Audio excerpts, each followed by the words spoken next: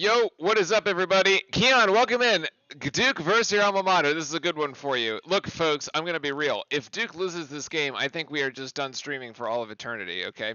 that's how this situation is going to play itself out here in a second. If Duke loses this game, we're just never doing it again. It would be such a bad jinx, right? Like we said, we are done forever, but I don't expect that to be the case, as it's looking like, we just played one of our best games of the season against Syracuse here this past weekend, and I will say it was a beauty of a game, especially the three-point shooting. Duke will control the tip here as I finish getting set up, because it is mad early here on the West Coast. Heave, welcome in. No Cap UL has been our kryptonite. Also, the crazy one is that U of L has actually been sneakily doing not so horrible of late. Like the last two, and they actually just end up with a score there. That's gonna top this off. JJ Traynor there gets 2. Their last 2 games, ACC games, have been 2-point games. So this against Virginia, and then what was the other one? As Filipowski gets stripped there by Jalen Withers, and we are basically underway. Let's see. If there was ever a trap game, this might be it. Although I don't know how you would, call this a trap. Well, if there was ever a game to have a letdown, let's put it that way, it would be this one. Okay. Lively draws a foul, and there we go. Orlando, welcome in. I've been updating college basketball logos on SofaScore website. Most teams still have no image. Timothy, greetings. Everybody going to be a weird emotional game. Seeing Nolan on the other side. True story. I always remember Nolan walking his dog on East Campus. That was the thing, of course, now. Got the pup of my own over here. He's watching intently. Actually, he's just staring out the window at the moment, but we'll fix that in a second as Lively gets the first of his free throws, and it's 2-1 Duke here. And he shanks the second one, but still. Yeah, so it was Notre Dame, I think. Anyway, they've beaten Louisville's one ACC win. I know that one for a fact is Georgia Tech. But yeah, they played UVA to basically within 2 points. The three-pointer there, no good, but a long offensive board out to Mike James. And Louisville retains the possession here as Traynor tries to get around Filipowski. Good D. And actually, Lively gets Ellis going to shoot up over Lively. Ellis averaging about 18 points per game. The leading scorer on Louisville, Cody Cottle. Welcome in. Nice to see you there. For the record, UL is his karma coming their way. L. Ellis did a 360 dunk versus Clemson with 7 seconds left. Well, okay, so that was the other one, right? That was they played that game close, but Clemson ended up winning, or not, or they actually beat Clemson. Is that the second win that they got? I know the first one's Georgia Tech, but I don't know what L. Ellis is going to put in 3 there. And it's actually 7-1. Okay, chat, I cannot have a close game here tonight. There is only so much, cardiovascular activity I think Duke fans could take. That's a beautiful lob there by Filipowski over to Lively. This cannot be Duke Nation can really not have this be anywhere close. I mean, we also are basically, we're building the resume, and Carolina, NC State delivered us a gift yesterday by just pounding Carolina by double digits, which is fantastic. Now, granted, I had said on stream that if you're a betting person, you might take Carolina because it was a must-win game for them. Well, turns out that it didn't turn out to be a must-win game because they lost it pretty handily. So yeah, Carolina's looking great, as is not, but Filipowski is, and that's a beautiful baseline cut. He is wide open, so the give and go there. And Lively returns the favor from the alley-oop on the prior possession, and it's 7-5 here.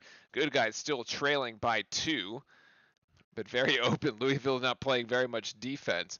Duke averaging, holding opponents to about 64 points per game in ACC play. Great D again by Filipowski there. Proctor down with the rebound, and he is out in transition, and Duke is running. I think he might take this one all the way himself. Partially blocked, actually.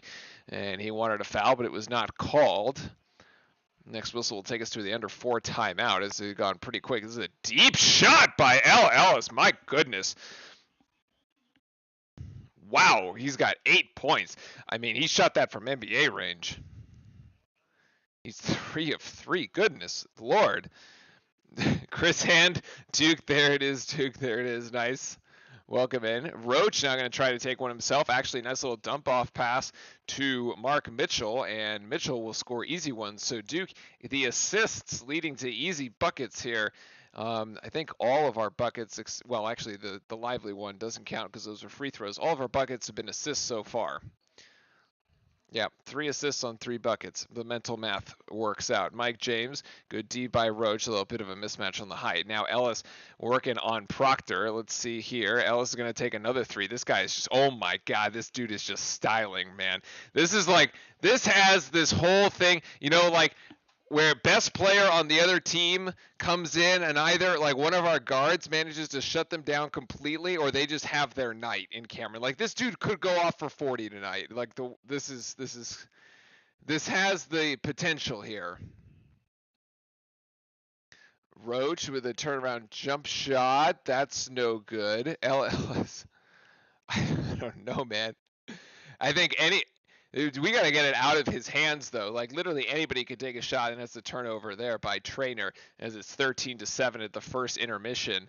Not really. At the first TV timeout, I should have said.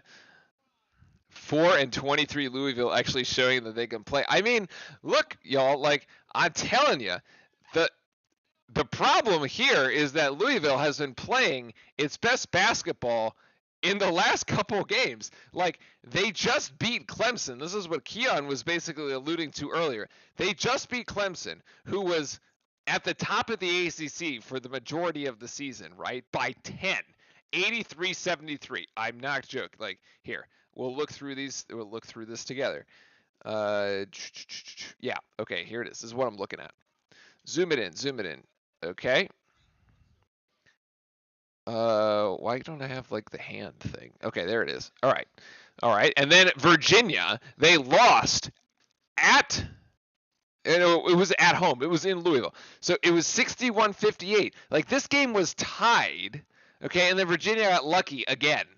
All right. So this Miami game, lost by 8, pretty respectable. I mean, last time we went to Miami, we lost by 22. Okay. Yeah, Ellis thinks he's Steph. Although, funny enough, the Cardinals actually have a Sidney Curry, number 21, on their roster, but I'm pretty sure there is no familiar relationship there. Yeah. So, yeah, like we went to Miami, we lost by 22. The Birds went in, they only lost by 8. Like, all right. So Pittsburgh, okay, that was a travesty. That was a rout. So we beat Pittsburgh. Florida State, look, they only lose by 3 again. Right, so like they're not that far off. They beat Georgia Tech by 10. So apparently every time they win by 10. They beat Clemson by 10. They beat Georgia Tech by 10. All right, Notre Dame, whatever. They lose Boston College, Pitt, North Carolina. They get blown out. Clemson, this one's by 8. Syracuse. I mean, this Syracuse game is a loss by a point. Okay. It's a loss by 1 point. So they could have. So what they have 2 wins. So that's like. They've now lost 3 one-possession games, so that gives them 5. And NC State, so that gives them 5, which puts them a bit more sort of respectable in this whole like ACC schedule. Like it still puts them basically at the bottom, but it puts them like basically with like the Boston Colleges and the Notre Dames of the world, if you will, for a little bit. But yeah. And, you know, oddly enough, and we'll look at this one at half because I'm actually very interested to look at the team sheets, especially after – welcome in, Jason. Welcome in with the Let's Go Duke Nation. Especially after the loss of Carolina to NC State yesterday, I do want to look at the team sheets because I want to look up Carolina's sheet, and then I also want to look up Clemson's because the big discussion so far at least it was this weekend. I was watching a couple of the other games, and they had, Lenardi talking about the brackets. Is that essentially, well, Carolina was basically on the first four out, and now they're like beyond that. And then Clemson was like on the next four out, but it was basically saying like, look, like Clemson is out of the tournament, but essentially for the majority of the ACC regular season had been leading the league. So how does that happen? Right? Like when you have teams like Duke in the tournament, like obviously, you have Virginia obviously, Miami uh, and so like, and then you have like ACC leading Clemson and Pitt that are like basically on the bubble. So we'll take a look at that at halftime and kind of walk through why that is actually sort of the case.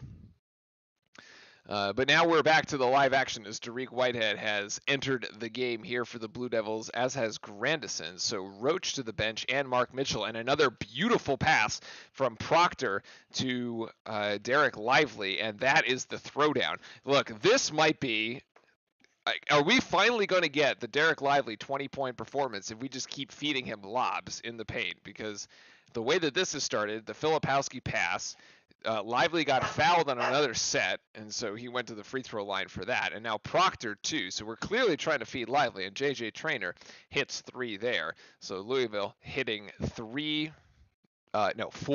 3-pointers early here. They're 4 of 6, so 12 of their 16 points coming from beyond the arc. And if you ever needed the anatomy of an upset, it's getting hot from the 3 ball. And Filipowski going to lose it? Yes, actually. Turnover Filipowski as he gets caught dribbling. A little too much fancy dribbling there.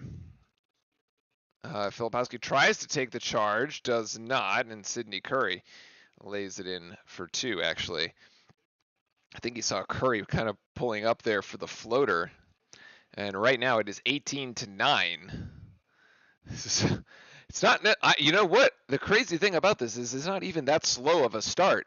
And Grandison there, Lively, is going to be fouled, and that is a foul on Curry. So Lively managing to draw another foul. It's not really even a slow start for Duke. It's just a freakingly hot start from 3-point land for the Birds.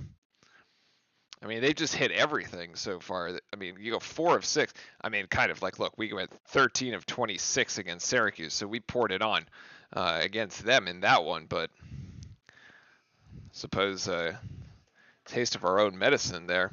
You know, you would have felt bad for Syracuse too, with the zone being shot to pieces like that.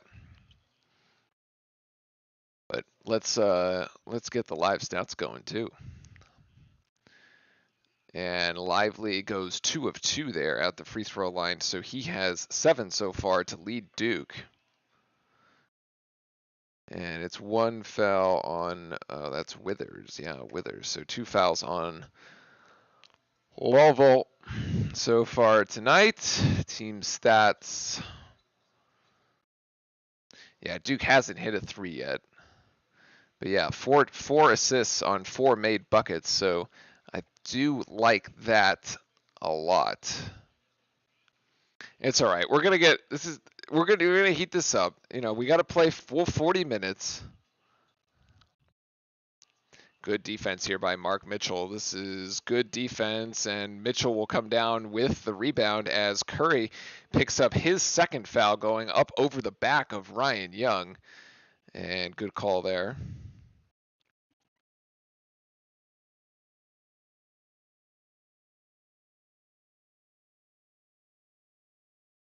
So I was just taking a look. The pup was like settling down for a nap.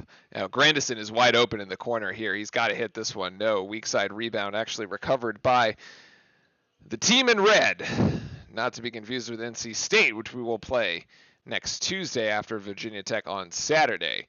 And the shot is no good there. Ryan Young comes down with a defensive board. Nicholas Jackson, welcome in. Welcome, welcome. Happy Monday as Proctor shoots 3. That's a beauty right there. Proctor gets his first shot, and we've closed it to within 4. Actually, better attendance by the Cameron Crazies this afternoon, if I dare say, than the game against Notre Dame last week, which was also a weekday game. There were empty stands there in the back of the Cameron Crazy section last week, but it's a full house today. Maybe there's a bit more of an added incentive here. 5 on the shot clock, and Ryan Young. No, actually, it's going to be a travel. So another turnover there by the Cardinals. And we've got the under 12 media timeout with 11:26 to go. All right, so not bad, not bad. Basically, just get the ball out of Ellis's hands. Honestly, we've seen Tyrese Proctor as being the main on-ball defender of Ellis, but I think that should probably be Roach, although Ellis wasn't in the game in that particular 4-minute segment there. Why? I don't know. I feel like he would be like your 40-minute guy. But anyway. So I was going to look up some of the other notes that I had here.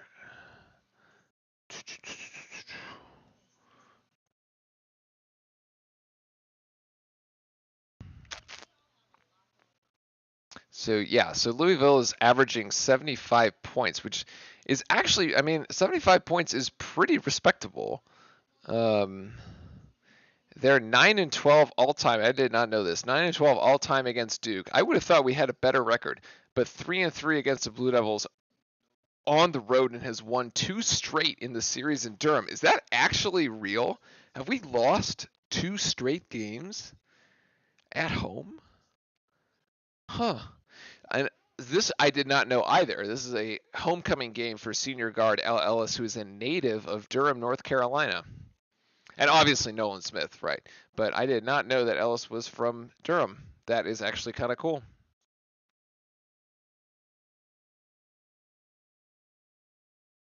Interesting.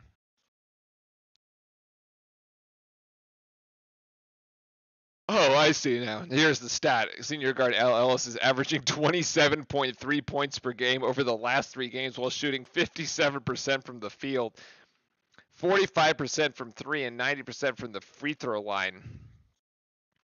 Good Lord.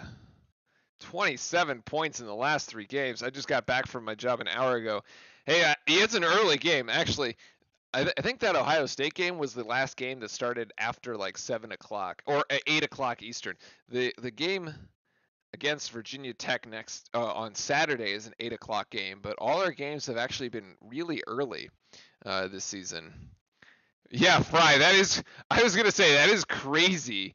27 points in the last 3 games. Hold on, let's take a look at the actual, like, okay, so Miami, Virginia, and Clemson. Okay. Miami, Virginia, and Clemson. 3 points. Yeah, he scored 33 against Miami, 21 against Virginia, 28 against Clemson. The game before that against Pittsburgh, he only scored 7. I mean, he's got 11 so far tonight. Against Florida State, he put in 22. Good Lord. 3 of 6 from 3, 3 of 6 from 3 against Virginia, 3 of 8 against Miami. My God, against Miami, he's 12 of 20, 7 of 14, Clemson 9 of 15. Oh, good Lord. Yeah, we got our work cut out for us here. Yeah, on 57% shooting. Yeah, it's, I mean, right now he's shooting 100%. So he's shooting 100% from 3 right now. He's 3 of 3 from the outside. By the way, folks, if you're new here, welcome in. Hit the sub button and jump into Discord if you need the game itself for the subscriber-only watch party. But here we go as we've resumed play. It's Grandison, Mitchell, Proctor, Ryan Young, and Tariq Whitehead on the floor, which is kind of an odd lineup, honestly. The swing pass outside, Proctor to Whitehead. Proctor, a nice extra pass to Grandison, who's going to wind it up for 3. Let's take a look at that at the 11-minute mark. Grandison, who has actually come out really strong in these past couple games. I've really like his contributions ever since the almost tying 3-pointer against Virginia. Well, it was a tying 3-pointer against Virginia. And then there's the steal. Mark Mitchell's going to coast this. He's going to get ahead to Whitehead. No, he's going to take it himself. Oh, it's almost the poster. And he gets fouled by Mike James. He definitely could have passed that to Tariq. It was kind of like the one 2 days ago, right, where Filipowski against Syracuse like should have just passed it up to Roach, but he decided to take it himself, and then he missed. I feel like I feel like it's slightly overly selfish. Yeah, exactly. Almost got him with the poster, but I do think it was a bit selfish. Mitchell hits the first. That ties the game at 18.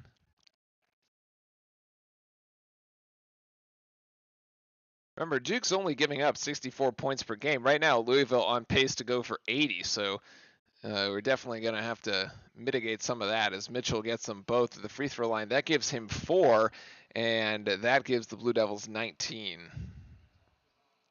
Yeah, open the game on an 18-9 run, and Duke is currently 10-0. So we've ratcheted up on the defensive end. Ellis has gone to the bench for a little bit, and now Proctor on Ellis again. And here it's all going to be about ball pressure and ball denial. Good defense here by Whitehead on James, and James is going to put up an ill-advised shot. That should be out on Louisville on the attempted rebound there by Huntley Hatfield. And it will stay with the Blue Devils. Possession arrow is actually Louisville, so I'll update that. I mean, Duke still has no fouls called against him, so it's not like, Roach or Lively are sitting for any sort of foul trouble. Lively has had to go to the bench early the past couple games for those early fouls, but that should be a foul there on Hatfield. But Grandison is going to wind up for 3 again, and Grandison is going to connect. If Grandison is hitting threes with this amount of consistency, look out. The bench is wearing black shirts. I don't. Let me see if there's something in the game notes about that.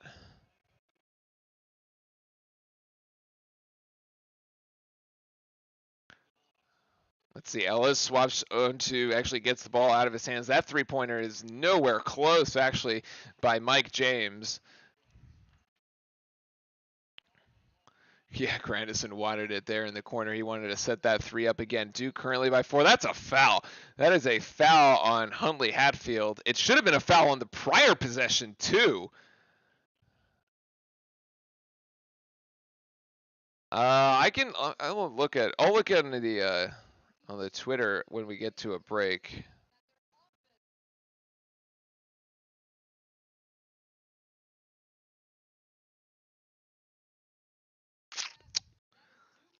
Let's see.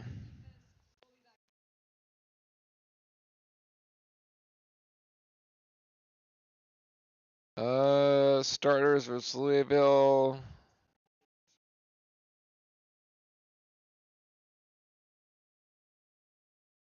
They're doing some recognition for CB Claiborne, apparently Duke's first African-American basketball player, but I don't know if that's at all related.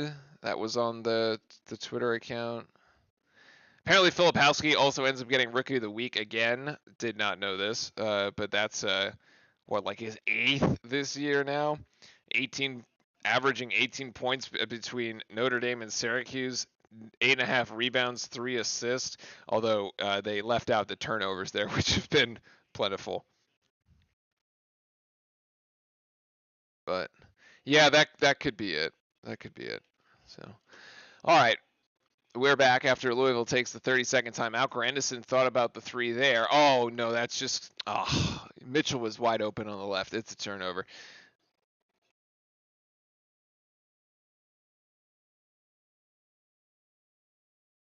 It's a turnover. Ellis has to give it up to James, and now Withers. Actually, it is Skylark. That is because all the shirts say number 23 Claiborne, and so that's what it's about. Apparently, Duke's first African American basketball player. That's pretty cool. So North Carolina is still projected as one of the first 4 out of the field, even after. I guess the loss to NC State doesn't hurt you too bad because it's, yeah. Grandison is going to wind up 3. There's the shot fake, and actually no foul. Grandison was kind of fishing for a foul on that one. Ref not calling that. Good help defense there, and Mike James gets the front roll for 2.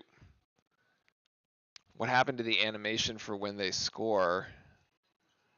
I don't know.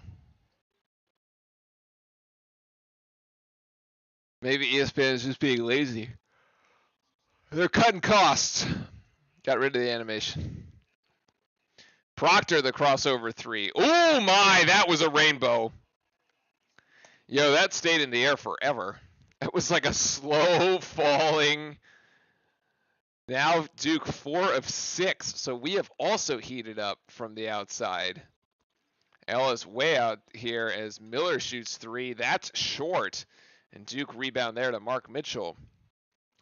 Whitehead gives it up to Proctor. Screen there by Young. And now there's the roll. Whitehead going to go one-on-one. Whitehead. Oh, pretty. Whitehead's got the purest and nicest looking shooting stroke, I think, out of any of our shooters. It's just so smooth, man. It's so smooth. It's beautiful to watch.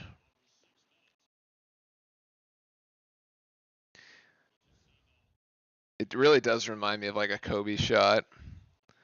It just looks so smooth. Oof, Ellis gets that one. That's 13.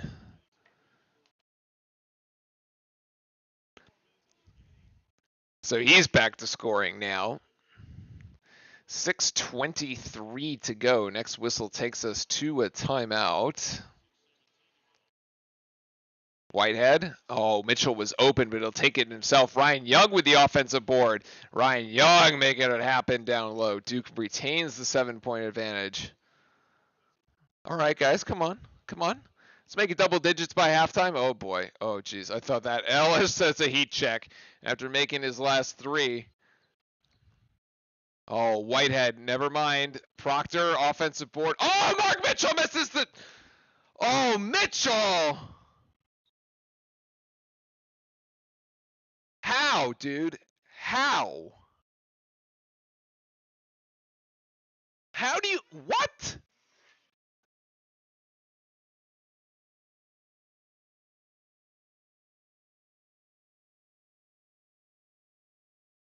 Wait a second. How do you miss this? Not this one. Wait, what? Is this Jordan Goldwire? Like, you... Holy cow. Good Lord. I said we go back and look at a play at the 11-minute mark. We're going to look at it right here. This is going to be the play. We'll watch it at full speed. Oh. Yes, yes, yes, yes, yes. Okay. So Grandison here, and if we get the pen, I'm pretty sure if we look at the one to keep your eye on. Yeah, I remember Goldwire. I mean, how could you not? The one to keep your eye on is Grandison over here, who's going to leak out over here, and this is just going to be his spot, right? He's already hit from up here, which is the same spot but mirrored. There's the high screen. So nice little, Ryan Young comes up, high screen there. His guy Proctor is, and then they're going to essentially bring double team here. So Proctor's got to get rid of it. Proctor's going to swing this out. Look at the distance. Look at the distance here that Tariq Whitehead has to maneuver. Great shot fake, by the way. Very nice shot fake. Grandison, meanwhile, still just hanging out over here in the corner in the shooter's position. All the Louisville eyes. He's beat. Over there, Whitehead passes out. So Proctor's man was number 1. No longer the case. Proctor's wide open. He can take this shot, but he passes it up to Grandison because Grandison's man is now closing on him over on this side. I mean, this is a very mature play, I think is the right word to say. This is a very mature play by Proctor to make the extra pass for Grandison to get the easy. So Proctor had a good shot. He turned it into a great shot by sending it over into the corner with Grandison. Really nicely done. Great heads up play. I think that kind of goes to show some of the maturity and how far along some of our freshmen have come here this year. That's probably not a path they would have made early on in the season, but certainly now it it kind of shows how the team is gelling together. So I like it. Yeah.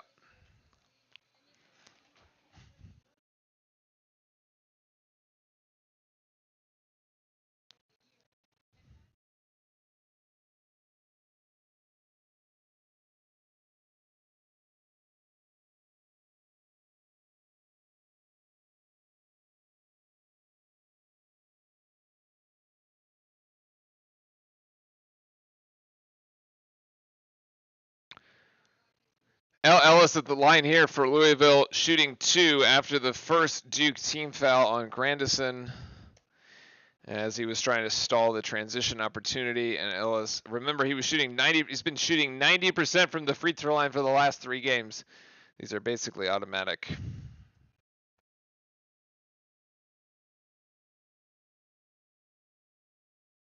And he gets them both, and so the lead for Duke is 5.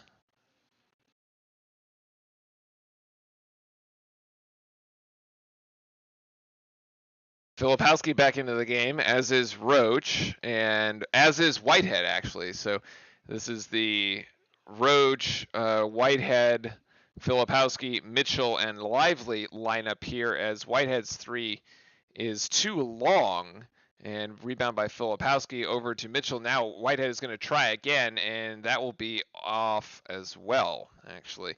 Dariq Whitehead has been our best shooter at about 40% from 3 these last couple games, but comes up empty, 0 for 2 on this particular possession. And it was open. That second shot especially was better than the first.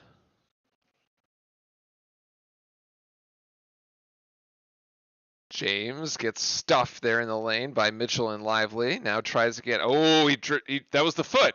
This is travel. Yeah, obviously. Now he's asking, I traveled? Yes, your left foot slid. All of us saw it, buddy. I think we need to get back. We need to get back to the lobs to Lively here. It's like wide open. There's just so much space. Louisville's actually in a bit of a zone. Just dump it down. Oh my gosh, Filipowski should have just dumped it down there to Lively. Lively comes up with an offensive board. No, actually, Louisville comes out with it.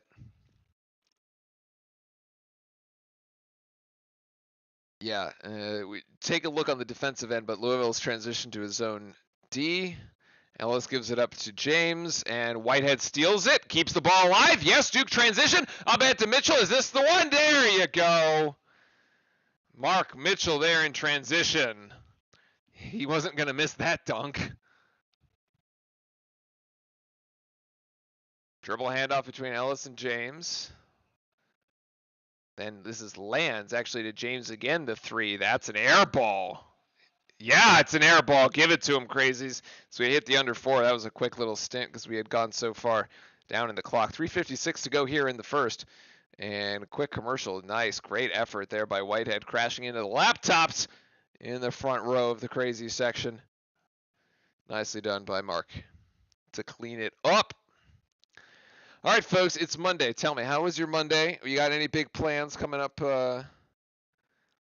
You got plans coming up this weekend or later this week? For some of you, perhaps it was a day off, right? President's Day, maybe. I did not have a day off, although I kind of worked like half day. I still got to do some work when I get home. When I get home, after the game is over, I'm already at home. Oh man, it's just now I'm losing my mind. Your state tournament game is tomorrow, and you had practice today. Skylark, best of luck, buddy. Yeah, practice is kind of rough. Well, it should be. You actually, I think what we hear a lot of especially in college, is when you're going into these big games, you want to hear coaches say, you know, we had our best practice of the season, or we practiced really well going into that game. So hopefully the practice was rough, was difficult, but it was a good practice. Unless you're meaning rough as in like it was a mess, uncoordinated. And not rough as just in it was hard.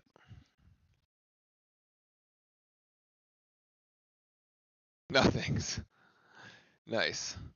Hey, if you're doing nothing, it's all good. Now you're watching Duke. It's all good. I wonder if ESPN is going to fix the animation for the second half. They probably don't even realize it's broken.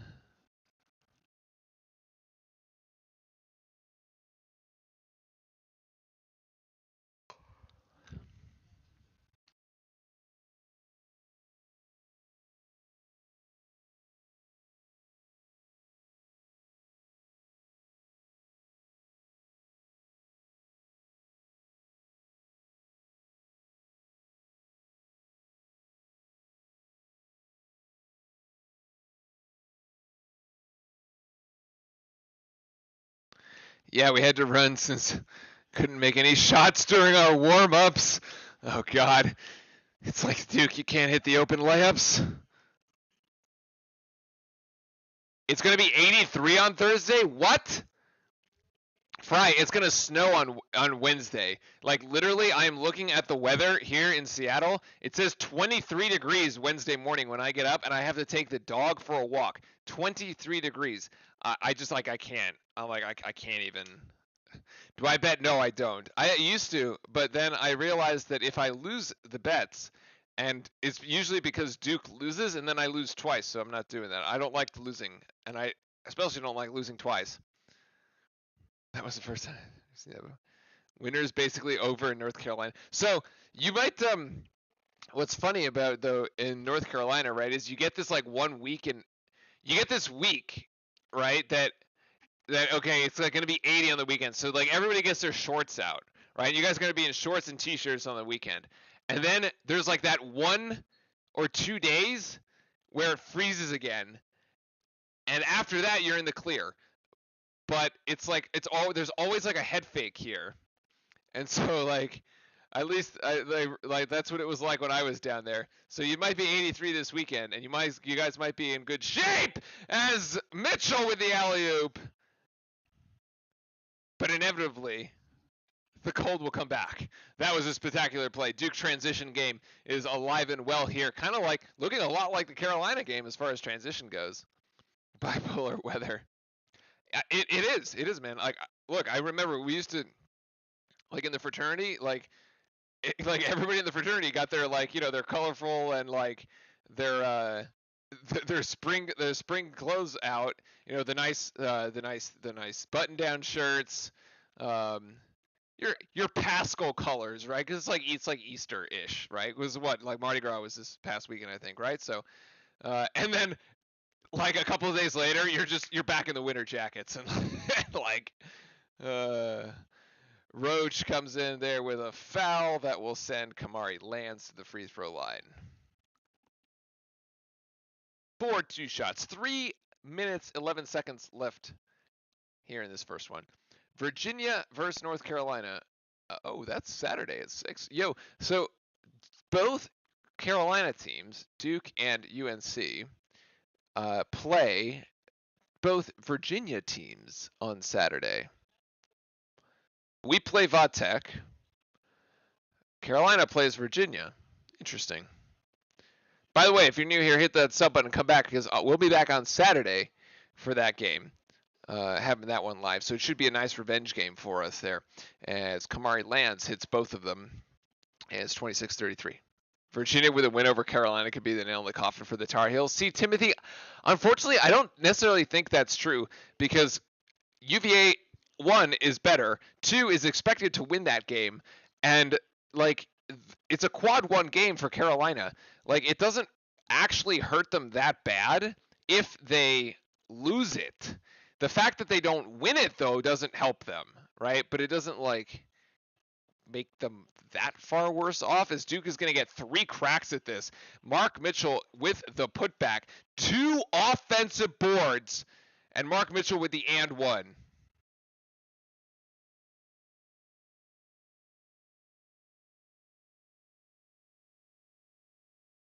I mean, it's a great effort. It's just great effort. Yeah, it's a foul on 21. That's the 3rd on Sidney Curry there. He had Mark Mitchell by the jersey. You know, that was Kentucky weather is the worst. It snowed one day last week and was 81 the next. I'm telling you, man, it's crazy. We actually had some of that in Seattle too. Like last weekend, got up into like the mid 50s. It was like 55. You know, it was nice.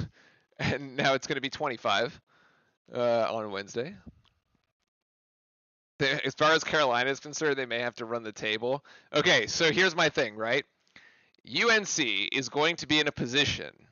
Mark my words. This is streamed, therefore it's recorded, therefore we have the record. As the 3-pointer by Trainer actually goes in.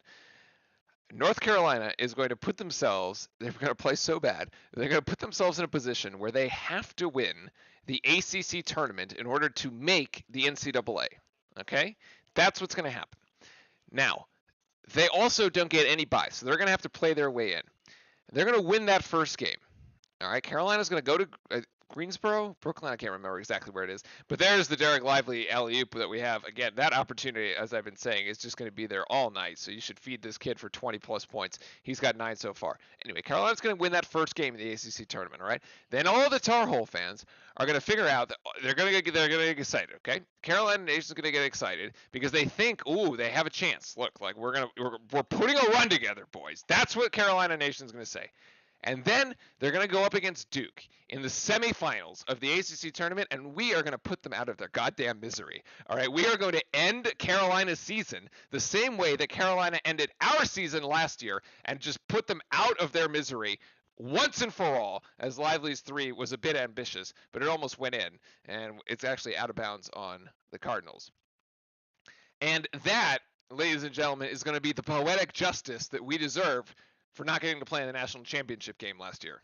It's in Greensboro. Okay, so there you go. That is how the script is gonna play out. All right, you heard it here first. That's how the script's gonna play out. And that is after, by the way, because right now they're so far out that like they're gonna end up so far out because they're gonna lose that Virginia game that even beating us at Carolina doesn't matter. Like, it's just not going to move the needle for them at all. But doesn't matter because we're going to beat them anyway. We will beat them 3 times this year. We'll sweep the regular season, and then we will finally end their season in the tournament in Greensboro. Oh, Nicholas, if you go to the ACC tournament, send us pictures, man. That is awesome. I think I've been once. I mean, it's fun because all the teams are there. And, like, it's so close for Duke. It's like, what, 45 minutes? Like, down the interstate? Like, yeah, like, why wouldn't you? Like, makes sense. It wouldn't shock me if Florida State gets them. Skylark is already making NCAA Final Four predictions. UCLA, Purdue, Bama, and Kansas. Sounds like chalk there, buddy. No upsets. Well, I guess UCLA isn't necessarily a 1 seed, but they're up there. Kind of a sleeper, right? Nobody's like playing on the West Coast. There, Whitehead, Lively, and actually Philip Housey gets fouled. That's going to be a foul on Mike James. That's his second. Just under a minute here left in the first. If Duke makes it. Well, Duke is going to make it. I mean, we're going to win enough games, and plus we're going to win a game in the tournament. Like, look, our seed might not be that high, but like we're dancing, right? Purdue has lost. I guess they won their game this weekend, but like they kind of shaky. They hit a skid there. Filipowski makes the first. Nice little looking stroke there at the free throw line. Actually, Mark Mitchell has played really well for us. He's got 11 here to lead Duke.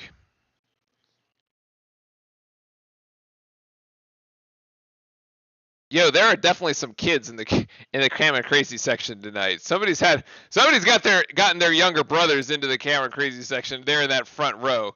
Let me tell you, because those kids right there next to the Big Bird, to the right of the Big Bird, are definitely not freshmen. There's like a whole row of kids. Oh, the State Duke game is yeah, that one. I mean, well, we can't overlook Virginia Tech. Look, I mean, Virginia Tech would be a great win for us too, because they're a quality win. Oh, that's a charge. Ellis.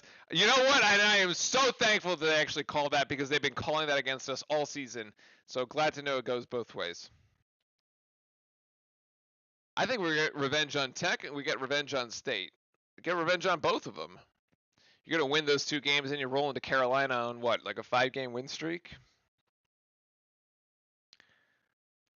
Lively sits like a little fake screen there at the top. Oh, Proctor's 3 looked good, and Filipowski gets called for a cheap one, and we're going the other way with it. 40 seconds left here in the first half. Let's see what Louisville's. Not really an opportunity for a 2-for-1. This Duke had the 2-for-1. That's what we were trying to do. That's why we took a quick shot here. Duke with a full court pressure, though. We kind of pull it back now. Ellis trying to go fast here. Here's James for 3. Ooh, that goes. Mike James there. It's actually closer than we would have liked. 33-40. Duke will get the final shot of the half.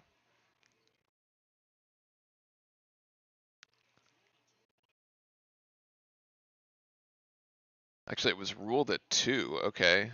So 33. So 6 seconds to go. Yeah, we definitely got to get a good shot off. Roach right at the, yes! Jerry Roach puts himself in the score sheet there, and it's 9 points for the Blue Devils at halftime. Yeah, there's a bunch of kids there in the front row. That's kind of cool.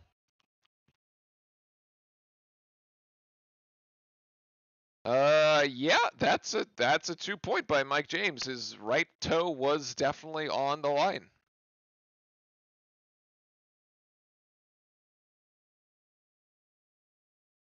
Here's the audio from John. End up getting the lead back. What was the key to that run for your guys?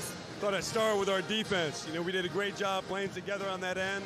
They had some really good plays down here, just being connected, sharing it. And again, they're not going to go away. It needs to be a 40-man game here.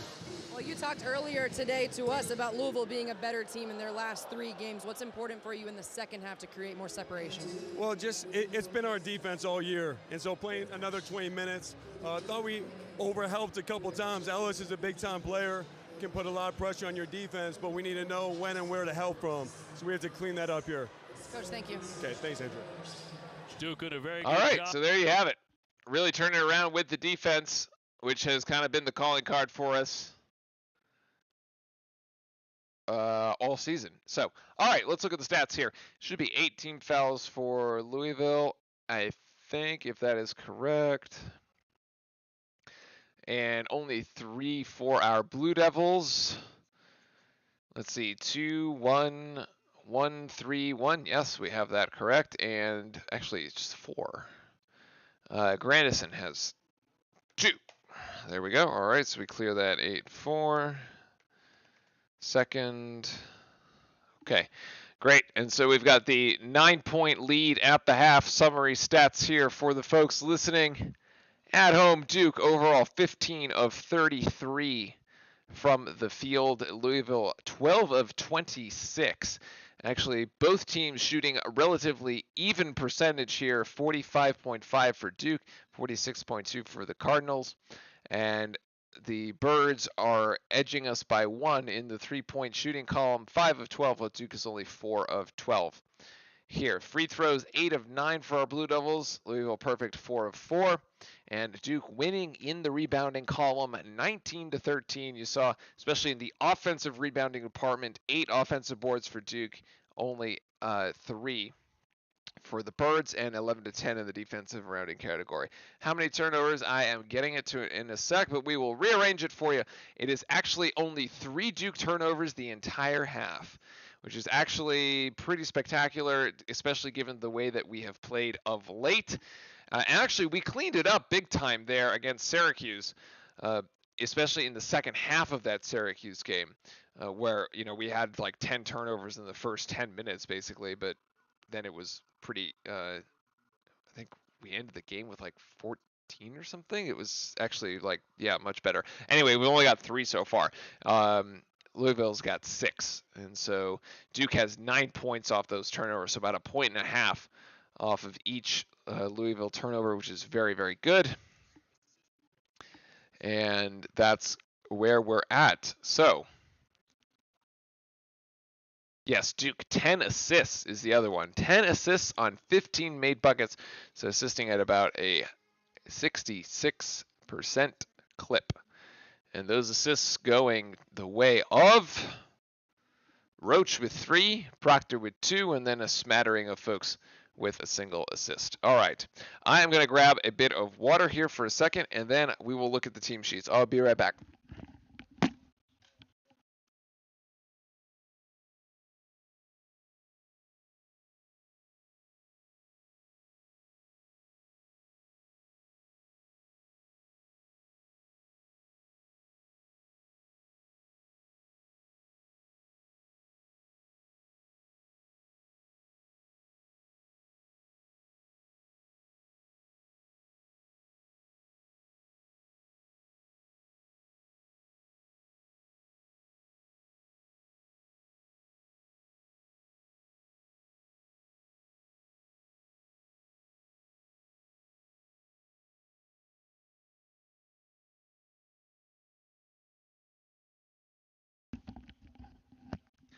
Okay, let's grab this that was over here, pour it.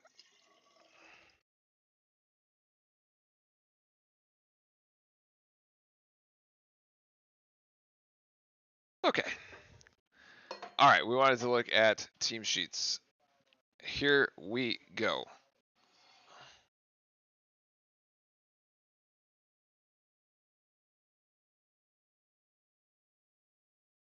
Team.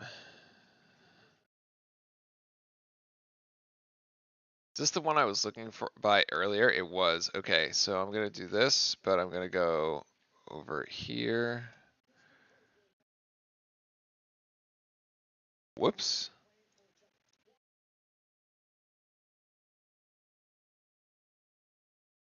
All right.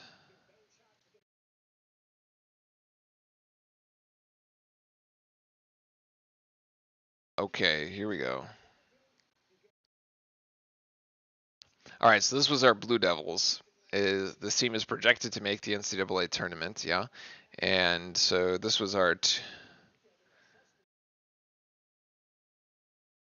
Oh, this is interesting, actually. They said that Duke will be an 8 seed. Yeah, so this is interesting. Remember the last time we looked at this? And this is how the team sheets move around.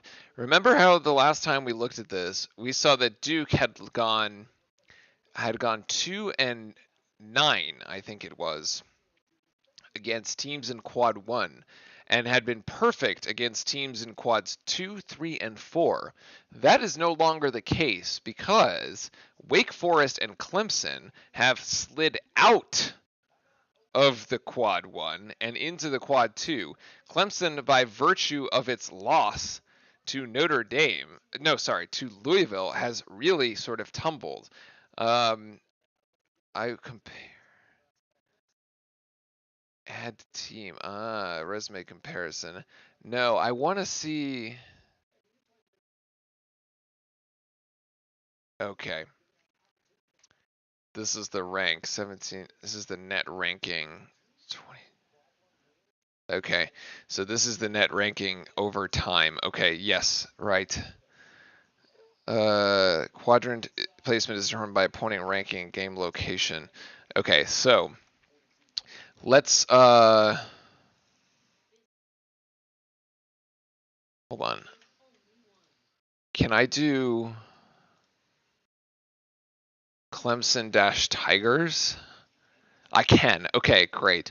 Fantastic. So this is essentially what so Clemson, this is what we wanted to look at. Clemson, which has been leading the ACC for a lot between Clemson and Pitt. And let's do one for Pitt too. The stupid pen. Pittsburgh Tigers? No. Holy cow. Pitt is it not? No. Oh my god, I am completely the Panthers. I was like, okay, Panthers. Pitt is actually up there. They're 50 something, right? Okay, and then we'll open. There's the Duke. Okay. I was like, it's either Tigers, Panthers, some zoological animal. Duke Blue Devils. Okay, and then let's do our favorites. North Carolina Tar Heels. Oops, actually, I almost actually wrote it that way. Okay. There you go. So, the net isn't the only thing that gets you in the tournament. Net is like your overall based on the wins and losses, right? But it's not the only thing that gets you in the tournament. So, let's go back to the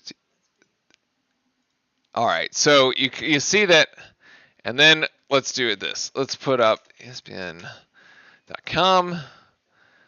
and we're going to get the whole picture here, folks. Let's go to Duke, and let's see. No, I want standings. Standings, not all conferences, ACC. Okay, here it is.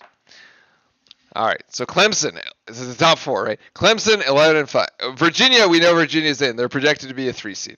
All right, we know they're in. Miami Hurricanes, Pitt Panthers, Clemson Tigers, NC State, and Blue Devils. Okay, so of the top 6, essentially, Lunardi had Clemson as being out. So why? Well, remember, there's the field is 68 teams, right? But it's not the 68 top teams that go. So right? There's 68 teams, but there's 20 something some odd automatic qualifiers. And what ends up happening is that you get these one bid leagues that are going to send their conference champion to the tournament. And when you get certain leagues that are kind of sort of these mid-major leagues, there's let's just say there's one team that's winning that league the entire season, right? And so they've been winning that league. I don't know, it's like the Mountain West or something. And they've built up their tournament resume. They've been leading the league. They're basically undefeated. They go into the conference tournament. They go in their finals and they lose. That team possibly gets an at-large bid, or that team gets bounced. A team that wasn't originally supposed to make the tournament gets their automatic qualifier, and that other team gets an at-large bid. Okay, so that's how you get people stealing bids. Effectively, is when you get somebody who's way off, would never have made a tournament, or you in these one bid leagues, and all of a sudden this one bid league becomes a 2 bid league because the person who was winning it ends up getting into the tournament anyway. So there's 68, but you can't be team 68 and get in. So after the loss to NC State, Clemson goes from being roughly 64th, right? Or 66, they're ranked 67, down to 80 because they lose this Louisville game. And they've actually lost 3 quad fours, which is kind of nuts. That's a lot. That's really bad. They've lost to Loyola Chicago at a neutral court. They lost to South Carolina, who's the number 242nd ranked team. Loyola Chicago is ranked 262. These are not teams in the tournament that they are losing to. And then they lose to Louisville, who's number 308. Like, there's like only 316 teams. Like, it's bad, right? Essentially, the quadrant 2 games, the teams that make the tournament, call it the top 68. The top 70, if you will, stops here, right? Like the top 70 teams are quadrant 1. So basically what you're being judged against is your record. How good are you like at beating teams that are going to be in the tournament? Like you, right? Essentially. So Clemson's only 3-2. They haven't played that many. They have 2 remaining, which I guess are this Virginia and NC State. So these Virginia and NC State games are big for Clemson. Like these are their opportunities, and of course they might have opportunities, but they're both on the road. It's like it's very difficult for them. But they might have opportunities in the NCAA tournament. But look at how many quadrant 4 games they have. They have 11, and it's like a third of their schedule. Like they just don't have the strength of schedule that other teams have. Like Duke, okay, like we have 9, but it's like who are our 9? Oh yeah, there's like Boston College, Notre Dame. Okay, but like we only have 3 quad 3s. Clemson's got 6. That's twice as many, and they're 6 and 6 across. Like honestly, our tournament resume isn't horrible. It just like really isn't. But see, this Louisville game is like the last game remaining, so we need to win this game. It would just be so devastating to lose that. Like you'd see our thing, like our net just completely plummet. Here, this net strength schedule is like 51. So we played essentially, all things being even, we've played the 51st. Oh, actually, the RPI strength of schedule. This is the one. It's the 13th toughest schedule. And then there's the strength of record, which also like how much do you like beat your opponents by. For high school, it's like if you have a losing record or a neutral one, like 15 and 11 or 8 and 15, then your chance on making the tournament is very low. Yeah, well, obviously, if you have a losing record, unless you steal a bid, you're not going, right? But like, for example, like Clemson's strength of schedule is 170. Like, it's just super weak. Like, and then like Pittsburgh's like 101. Like Carolina's, like the saving grace for Carolina is that their strength of schedule is so high. It's 9. Like they literally played an incredibly tough like schedule. They just happen to be 0 and 8 against the top quadrant. Like they just haven't won one of these games. Then they have Virginia, and like we're a quad 1 for them. And so actually, like if they do beat us at home, it would be big for them. Never mind. So like they have to win that game, which is actually really bad news for us. But like we've also played. We're like, see the difference of being in the tournament and being out of the tournament. Because look at our quad 2. It's 5. Ours is 5 and 2, and theirs is 5 and 3. The difference is we have 2 quad 1 wins. We beat Xavier and we beat Iowa. Like, and I guess this Carolina game here is quad 2, but like that's the difference of being into the tournament and out of the tournament right now. Is literally the 2 wins in this quad 1 column. Because Carolina's strength of schedule is among the top in the country. So that's probably what's keeping them like sort of like in the conversation, to be fair. But anyway, I thought that's like a little fun. We'll keep an eye out on for that as this develops, because we got what, like 3 weeks to Selection Sunday, right? Or like 3 weeks from yesterday till Selection Sunday. So we'll keep an eye out here as Filipowski picks up his second foul, and that will send Mike James to the free throw line. And we'll see how it evolves. I wonder how our freshmen will do. Well, some of our freshmen will be in the league. as we've resumed play here in Cameron.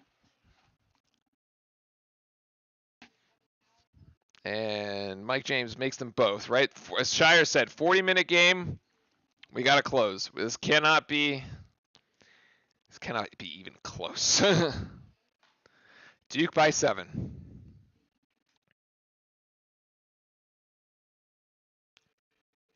And hopefully it's Duke by 15 when all is said and done. Is Roach. Beautiful shot. Roach doing his part to make it Duke by 15 when all is said and done.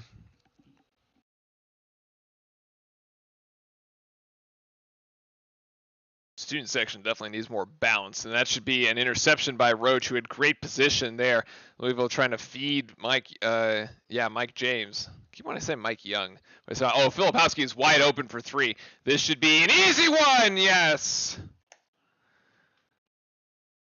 There we go. Get it rolling. Off the turnover. 3-pointer. Great momentum play here for Duke. Now we just got to close it up on defense. Great help defense by Lively. Cuts that off, and now it's Proctor and Ellis.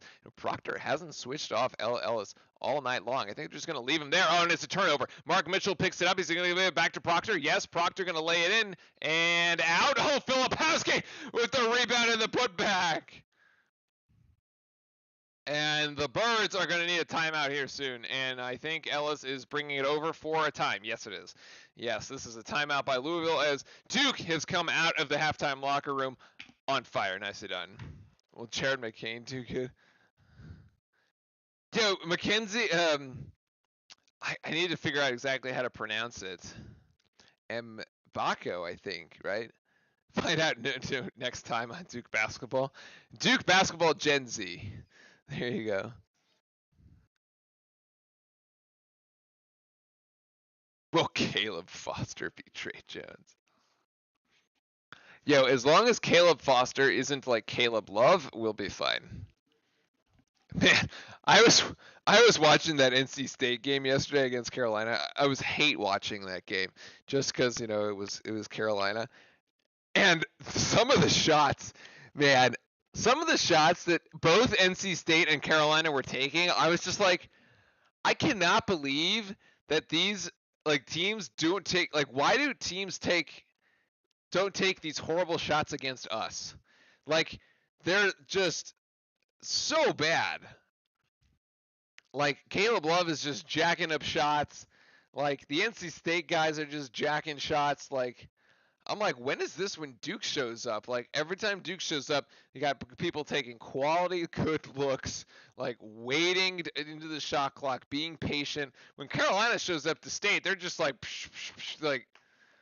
just like fire away, man. Fire at will.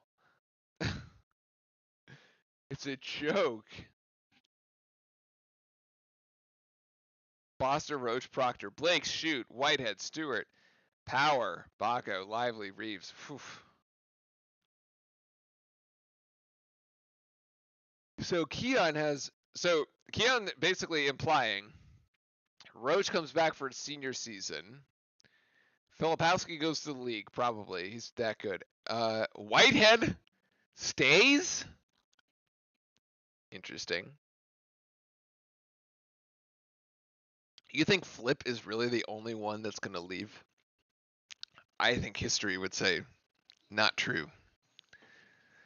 I mean, what a team if that's true, but honestly though, I don't know what Blake's role is on that team. Like, I think Blake's would probably transfer there, to be honest.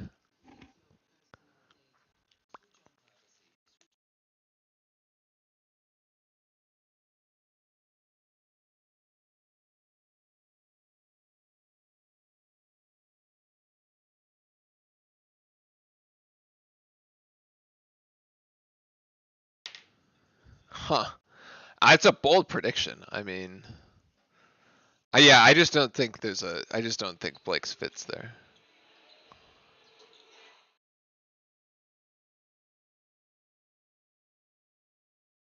Blake's would have to leave. Lively would be an expensive project.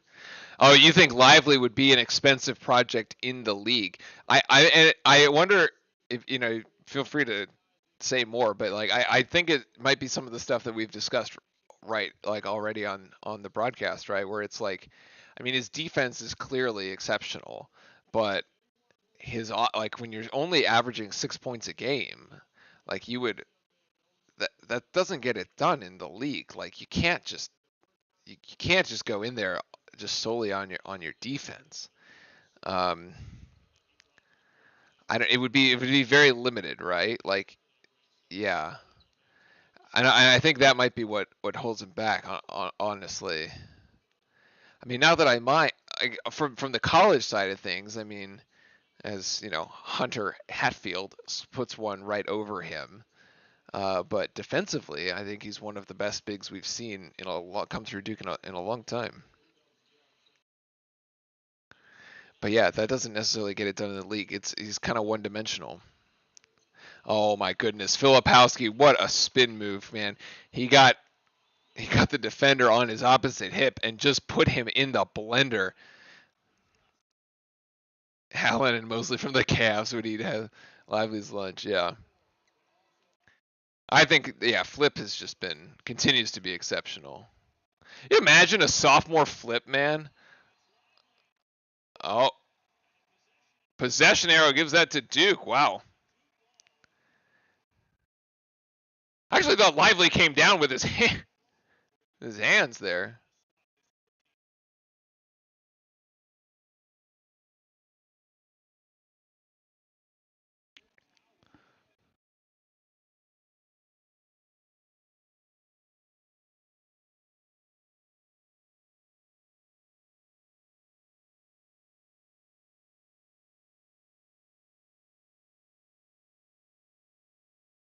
Let's see. There's the screen by Lively and the roll. Oh, Mark Mitchell wide open there with the lefty three. No good, but Proctor might come down with the offensive board. Ooh, too short. Doesn't quite make it.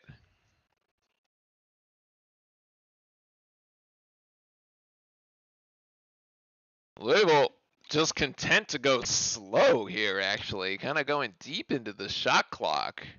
Not in any rush.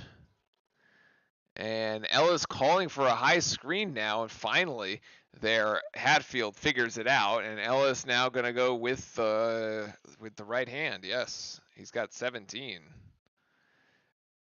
But a full 30 comes off the clock there before Louisville gets the bucket.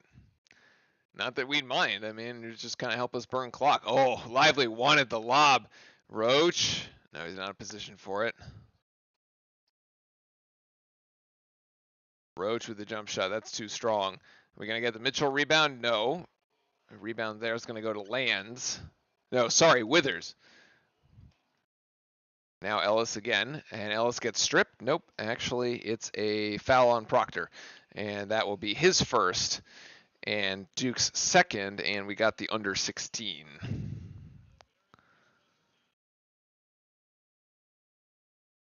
There we go.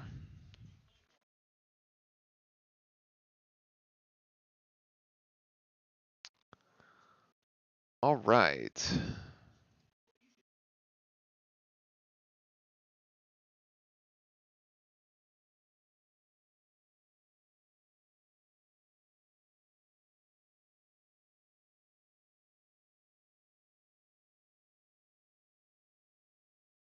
Okie dokie. So Duke by 12 is currently where we are at.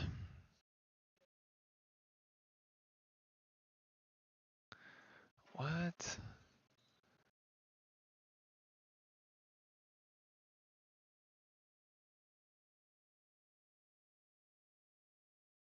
Yeah.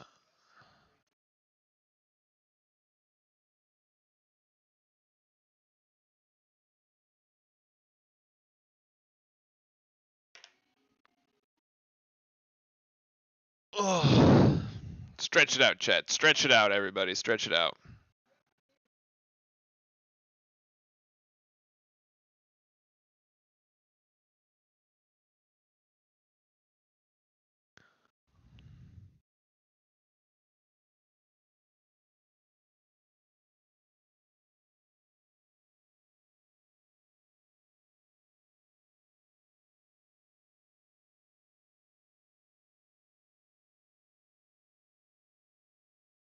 My prediction for start is next year: McCain, Foster, Stewart, Reeves. Interesting. Reeves, Lively. So Skylark going the other way. Skylark's saying everyone's gone. They're all leaving.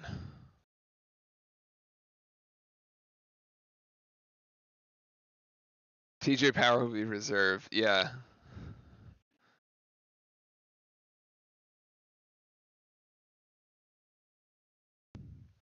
I need to read up really on the recruits. I have not read up much on next year's recruits, other than like knowing that they're coming. I usually kind of wait till the off season to kind of figure that out. One thing at a time. One thing at a time. My multitasking isn't up to par, I would say.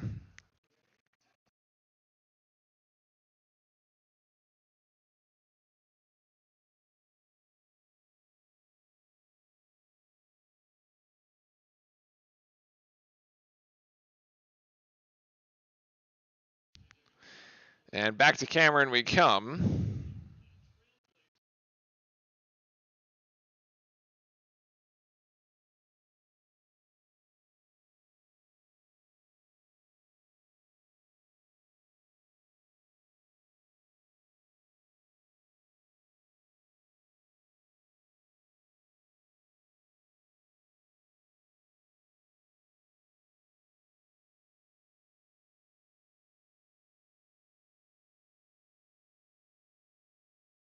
Yeah, so this is the shirts that Skylark had pointed out. CB Claiborne, first African American Duke player in 1965.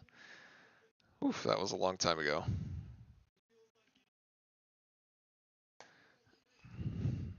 A quick inbounds play there for Louisville, and they've got a quick 2 by Sidney Curry. They give him 4, and Duke by 10. Yeah, 1965. That was like when my parents were teenagers.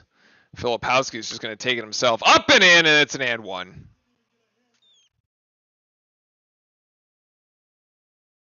Trainer there with his first foul. Flip's got 13 now to lead all scorers.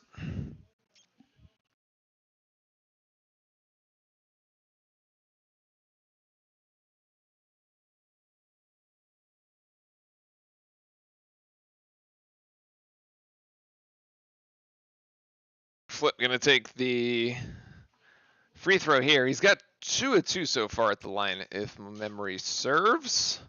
Oh boy, that's way short. Actually, offensive board to the Blue Devils. 2 on the tip out by Ryan Young.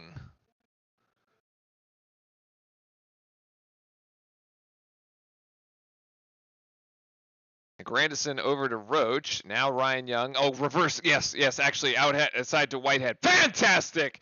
There it is. That's a three-pointer by Tariq Whitehead. Beautiful ball reversal to get it onto the opposite side. Oh my goodness. That was pretty. Ryan Young, I have to say, has made some very good-looking plays this season. And then he's got like some plays that are just like, I don't even know. But like, we got an offensive foul going against Huntley Hatfield, and that's his second.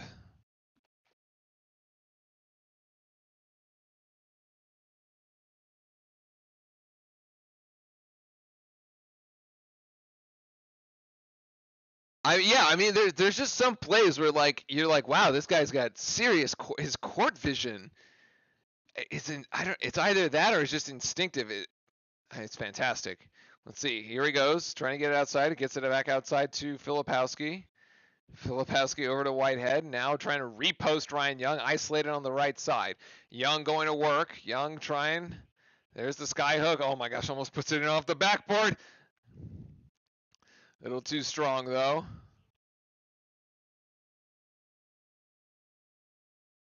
Duke now by 15 after the Whitehead. Oh, they're not going to. Ah, come on.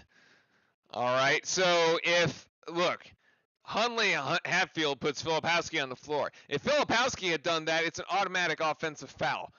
I don't know why NC State Louisville gets away with it with a little shove there. I don't know, man. And then Ryan Young fouls him. Flip might have something to say about that to the refs too, because he's like, yeah, I've tried to do that one multiple times this year, and you've called me for the offensive foul. So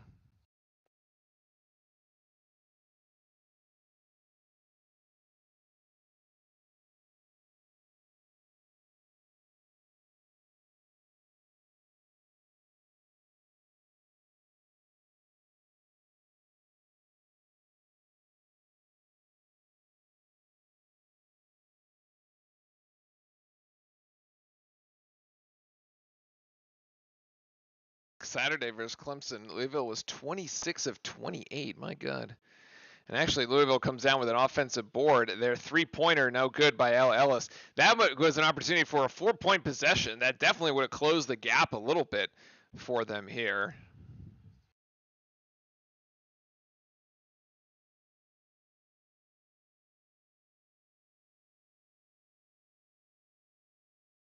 Roach going to try to take this one himself, kind of forces it up off the backboard, but he's actually fouled by Curry.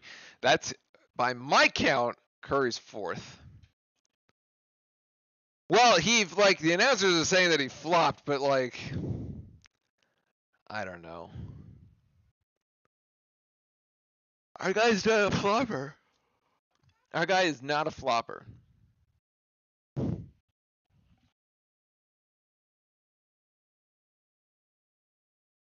Oh, Jeremy. First free throw, no good.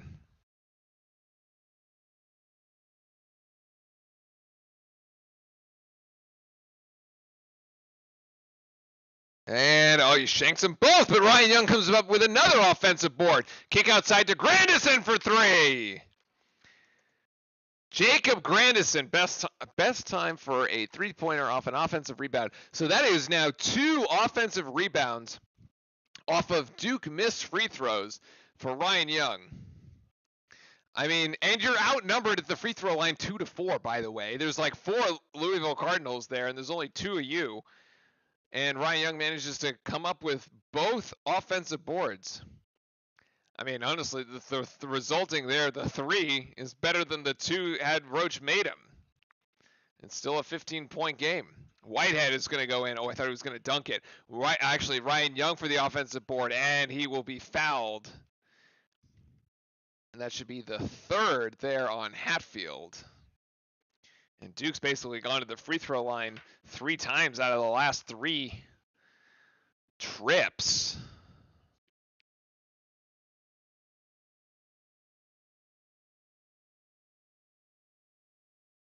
Oh my goodness. The free throw shooting has gone south, chat.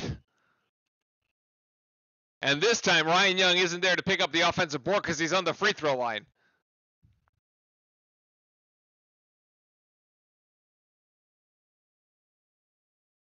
So he missed the last 3.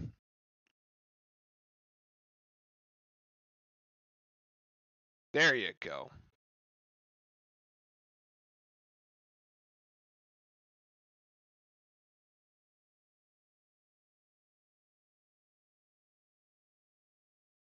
How did we forget to shoot? I mean,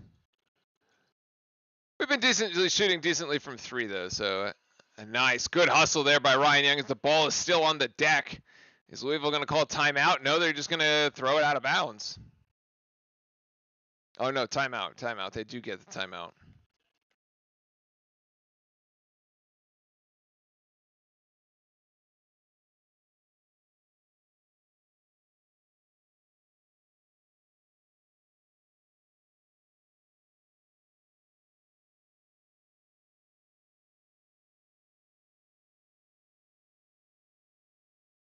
So stoppage and play here as Louisville, although no commercials actually. Strangely enough, quick 30-second timeout for the Cardinals. It's Duke up by 16 right now, 60-44. Most of the Duke starters on the bench at the moment.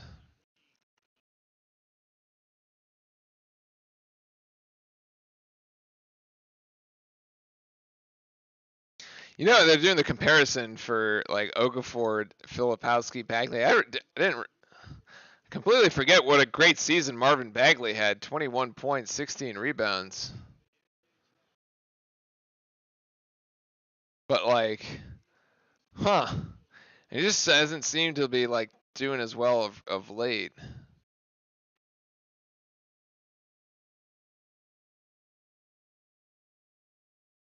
It's kind of a missed season there. There's a travel there by Jalen Withers.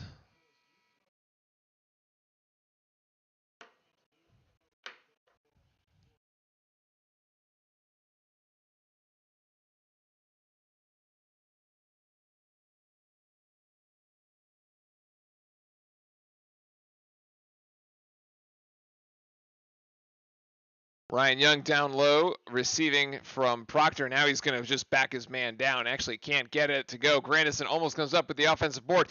Now LL is on transition. Looks like he's going to take it the whole way. They're going to call that a foul on the floor by Proctor as Reese tried to stop Ellis, and it'll be taking out of bounds.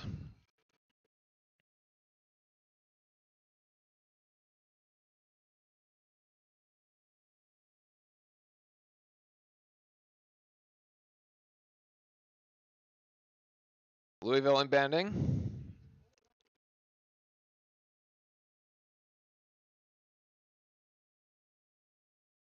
I just don't, oh my goodness, just don't foul him. Roosevelt Wheeler with the strong, emphatic putback. I think chat would describe that as hateful, is what we've said in the past there. And LL is called for a foul, and that'll take us to the under 12 timeout. Predictions of return, Mitchell, Roach. I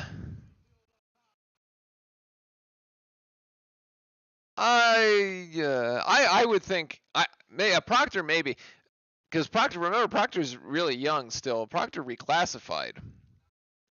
I think he's still 18. Proctor could be. It'd be great to have him for another season. That would be fun. I mean, I think he's just starting to kind of like grow into his own, really.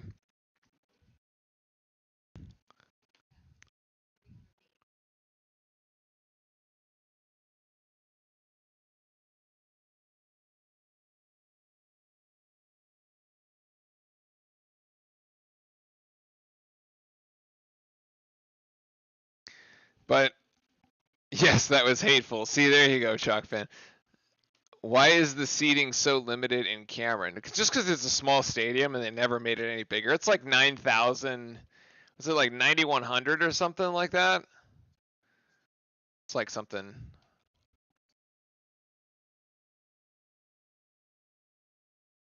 But like they actually expanded Cameron, but they didn't expand the seating. They added a front to like a front section to it, where they have like the part of the basketball museum, and they have the Champions Club where you can, if you want an expensive ticket, you can get your own food and free drinks or all you can eat, all you can drink kind of thing up there, but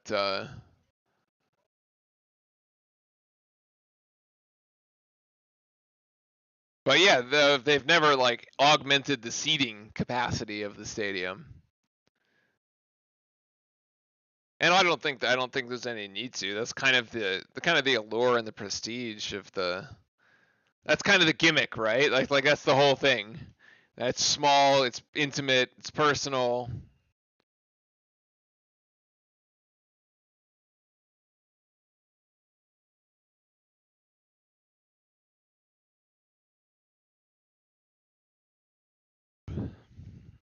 And it's loud as a result.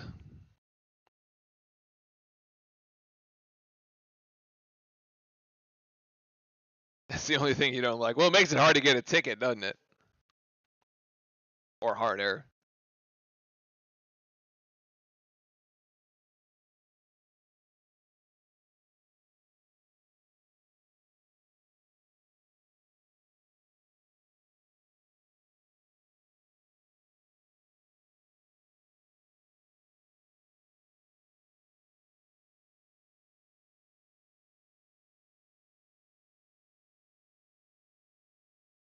All right, 11:58 to go here in the game. Duke by 14. And actually, possession arrow is going to give it to the Birds.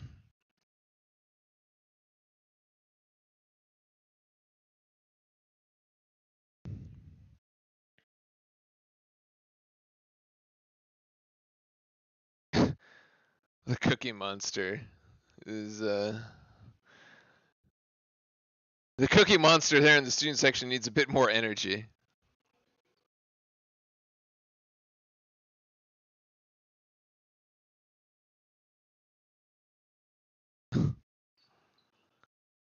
This little pup guy found a bag and he's been chewing through it.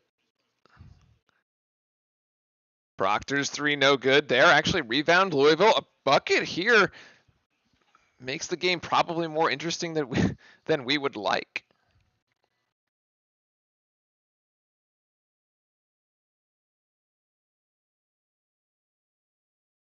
Yeah, okay.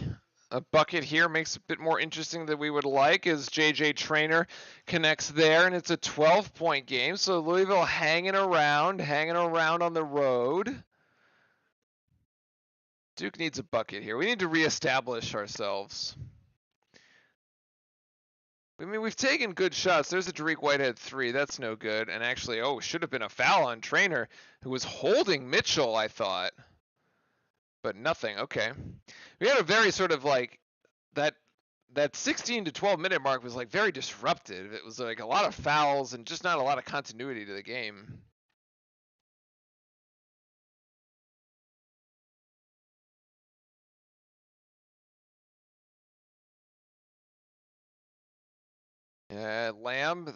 Lands rather. The shot misses, so Duke dodges a bullet there. That would have been a 10-point game. That would have made it very interesting. All right, now we need a good quality shot. Something going to the rim, something high percentage. Maybe a lively lob. Proctor, there's Lively. What? Lively! We just handed it over to Whitehead like go to the rim. Roach, there it is. Yes, Lively there. Thank you. Lively going to the rim. He'll go to the line as Miller fouls him. But on that play, Lively, you got to be stronger with the ball. You've got to like go for the hateful dunk. That should have been a poster. He misses the first one. And we've missed 4 out of the last 5. That should have been a hateful dunk and an and one.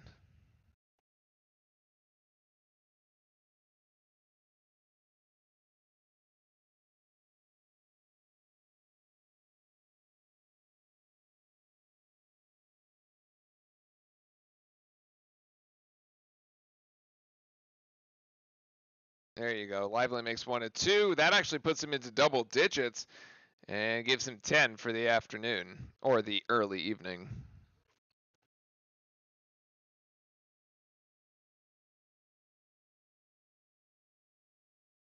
Filipowski manages to get the ball out of the hands of L. Ellis, and now back, and it's a bit of a mismatch here, but Filipowski's doing pretty good so far. So we got 8 seconds on the shot clock there, and that's Trainer there for 3. Ooh, that goes. JJ Trainer, actually, and that's 51 for Louisville and 61 for Duke. Yeah, Duke, 0 field goals in the last 4 minutes. We are on a scoring drought. We've got, 1 point at the free throw line? Got a couple offensive boards. Nice feed there to Lively. Great feed outside. An extra pass there to Mitchell. Now Mitchell driving. And good to Proctor. Now calling up Lively for the screen. Now Proctor, he's got bumped. It should have been a foul. And Filipowski's going to try to put up 3, and that's no good. It's a shot clock violation as he tried to draw the foul, but nothing was called. We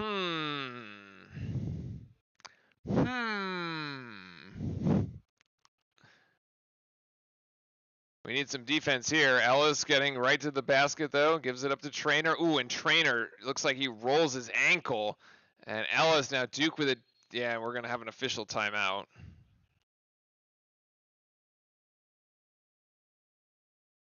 Ooh, that's you never want to see that.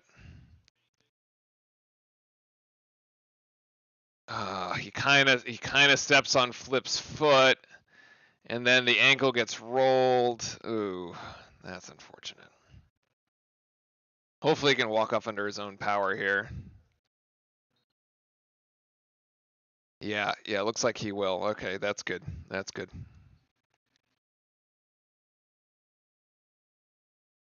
Yeah, he's walking off. He can walk himself off there, but yeah. All right, we got a timeout.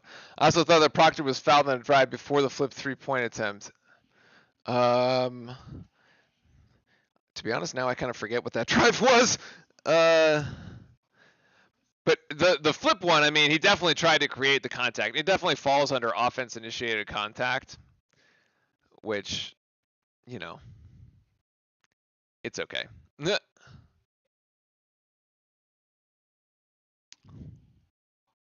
Okay, we don't need to eat the rest of this, buddy. Okay, we're gonna put that. Come here, come here, come here.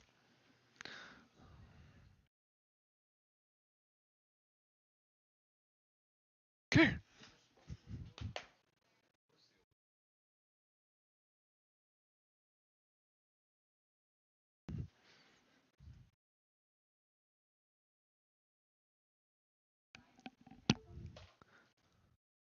Yeah, he looked fine.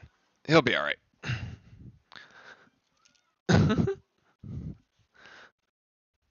Pup time.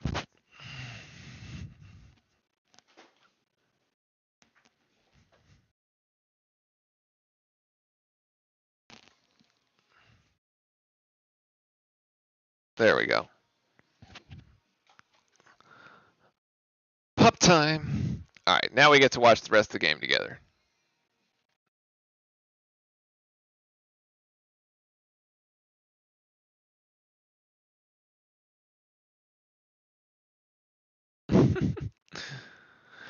Oh, either he's just being lazy and wants to sleep. Oh, poor guy.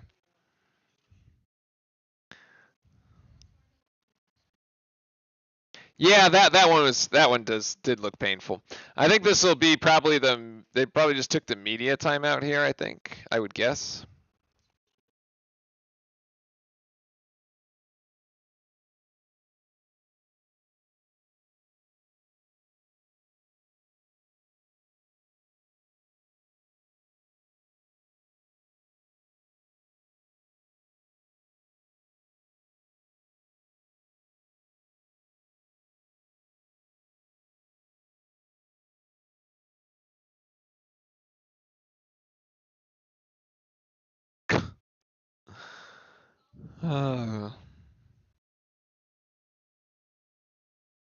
Should be coming back here in a sec, and we are.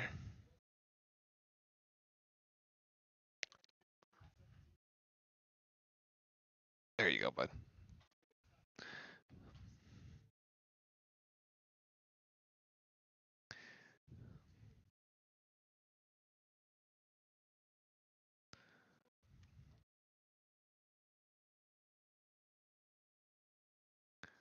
Tomorrow I volunteer to help stock food for a church. Nice. Awesome, dude. It's a good use of the it's a great way to use up your Tuesday. So here we resume play with 8:36 to go. Oh, nice feed down to Roach, actually. That was a fantastic play coming out of the timeout. Well drawn up. Filipowski feeding Roach there.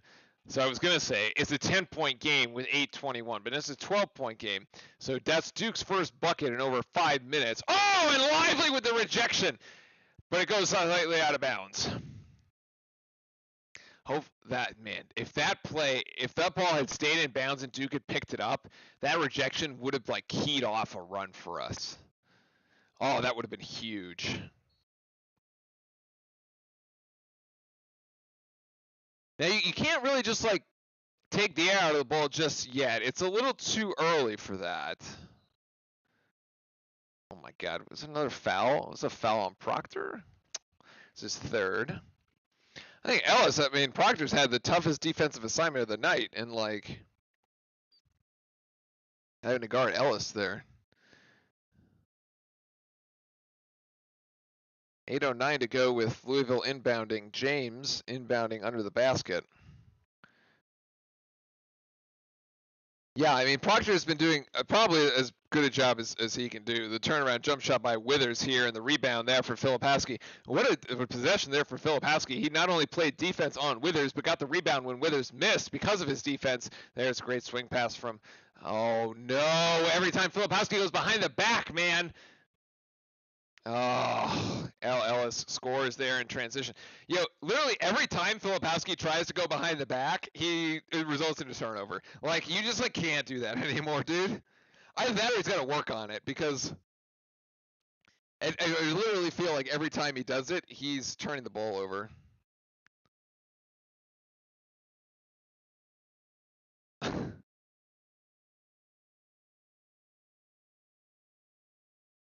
Roach splits the double team out to Proctor there. That's going to be a huge shot if it goes.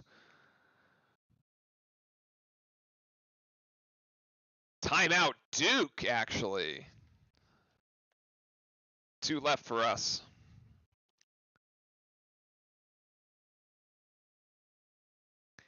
Duke with 18 assists. Let's look at the stats real quick. 18 assists.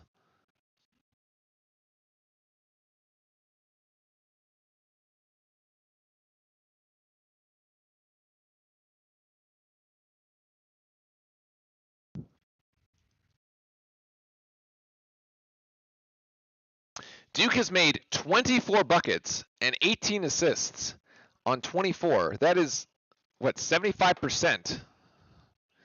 Yeah, I don't even need to get the calculator. That's 75%. Tremendous.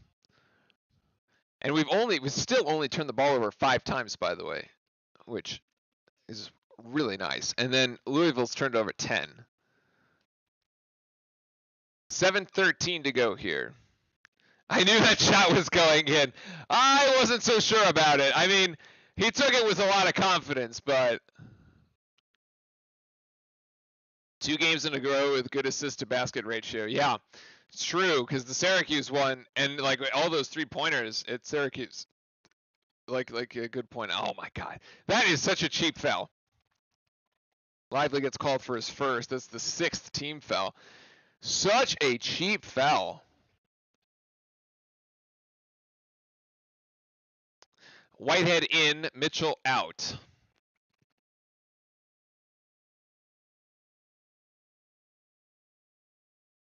There's the ball denial from Filipowski on Ellis, although now here's the switch. Now Proctor back on Ellis. They are hanging. I mean, it's only a 13-point game. Like I said, oh, there's the turnover. Great read there by Filipowski. So this is the opportunity right here to just put him away. You don't even need a 3. It's just a 2. You go up 15, although Filipowski is wide open and he thought about it. No, beautiful feed. Oh, come on, Lively. Oh, my.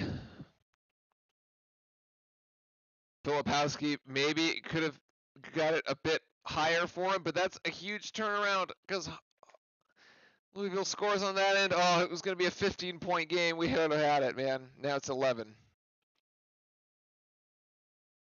I was going to say, if it's a 15-point game, you just kind of start playing K-ball, right? You just kind of start taking the air out of the ball. Now you got to still play. Roach, oh my, almost traveled and gets the front with roll. Can't pass the ball to the big man's knees.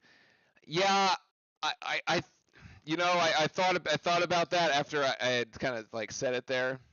Oof. You also can't leave 3-point shooters open as Trainer hits that one, and it's 10 points.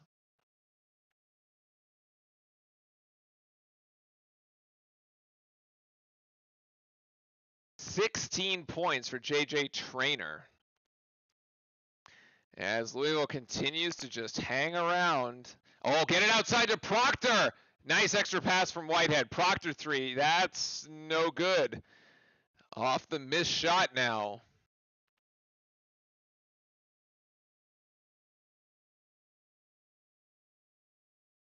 Good defense there as we tick under 5.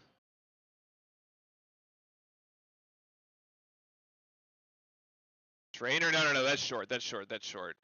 Yeah.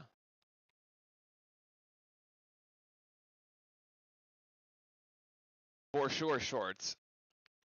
440. Now, I think Shire just put the brakes on here with Duke up 10.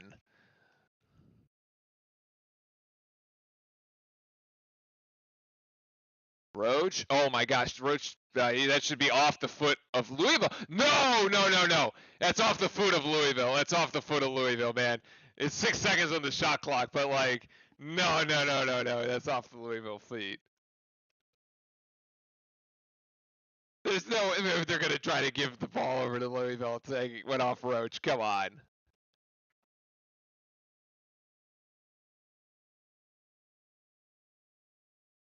Oh, Lively's got great position, and we're going to call time. Can't inbound the ball. So that's a timeout for Duke.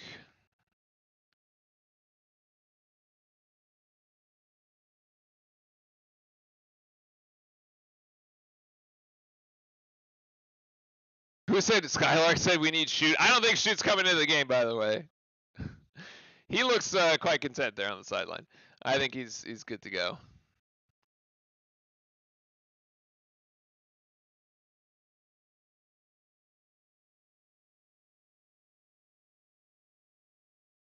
Shoot doesn't look happy. Ah.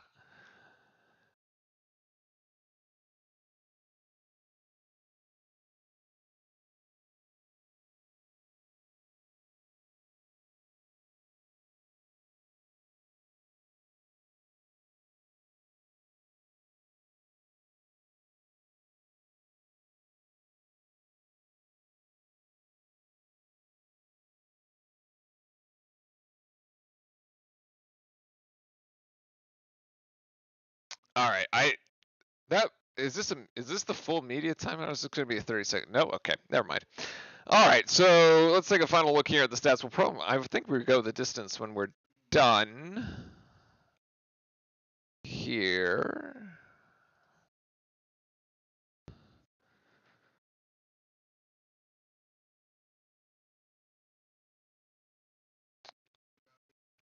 Yeah, all right. So actually the rebounding margin has closed up a bit. 29-25 in favor of Duke. I think in the first half it was Duke by 6, and now it's Duke plus 4.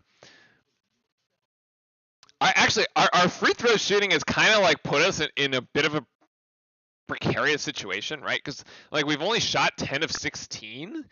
Like if you'd probably feel better about it if we had 12 or 13 of 16 here. I can't imagine being the head coach for Duke. I mean, yes, I think being John Shire is very difficult.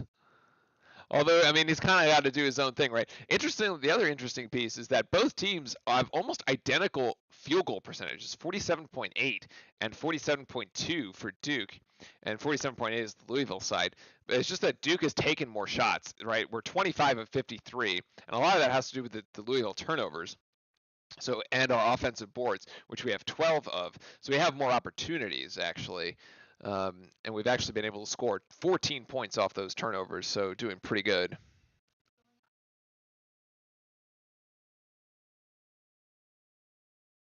But yeah, 18 assists on the 25 makes.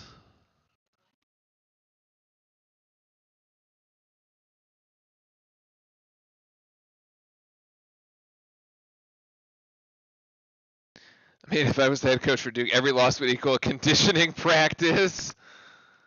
Oh boy, you're that's tough. Bring your running shoes and let's go to the track.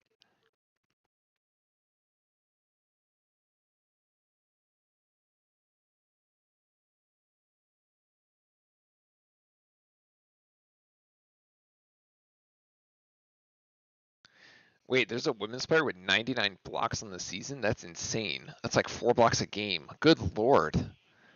Wow. All right, 6 seconds here for Duke on this inbound play. And remember, we couldn't get the ball in bounds.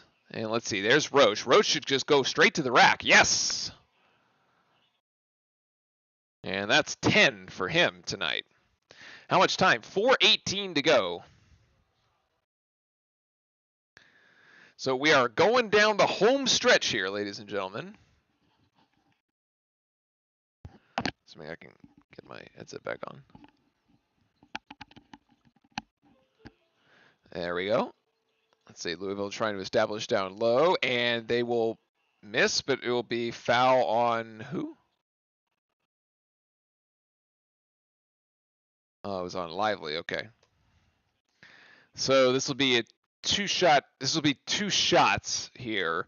Yeah, as Duke ahead by 12. So that was, by the way, the final media timeout there that we took when Duke took its full timeout. So 3:57 left, and we will go with the distance here. And Huntley Hatfield gets his 6th point at the line. So again, a chance to, bring it to within 10. I fully expect Duke to milk every second of the clock here on these possessions, as well we should. We should burn the clock and then score late in the shot clock. That is how you end this game effectively.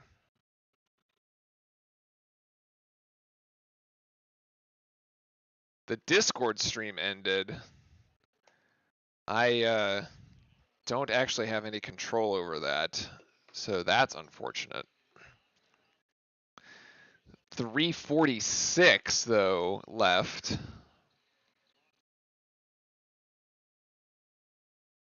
Let's see, 10 seconds on the shot clock here as Proctor's going to try to make something happen, and we'll get to the rim, and Ryan Young tried. No, so Proctor thought he got fouled. He probably did. Now we just got to make it up on the defensive end here, as we couldn't come up. Like, we did the 30, run the 30 off. That part was good. The score at the end of that part was not as good, as Ellis tries to. Oh, it's blocked by Ryan Young. Oh, what a statement. Oh, and Ellis is down. I hope he's okay, but my goodness, that was one heck of a block, and now he's finally there. And Roach with the left hand. Wrap it up, folks. That's it. That was it. That's the equivalent of the lively defensive play that completely spins the game the other way. That was huge. That's a 4-point turnaround. And the play comes from Ryan Young today. Wow. Yeah, Ellis is fine. Ellis is up. He's back and playing. He's fine.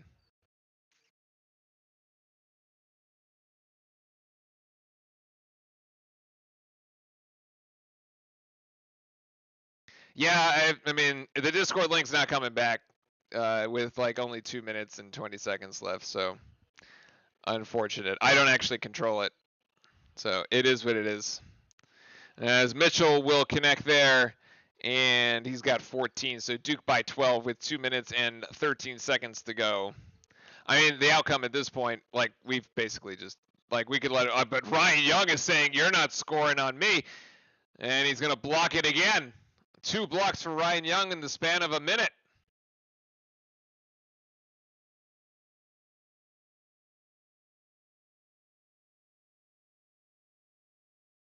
And Ryan Young gets a standing ovation.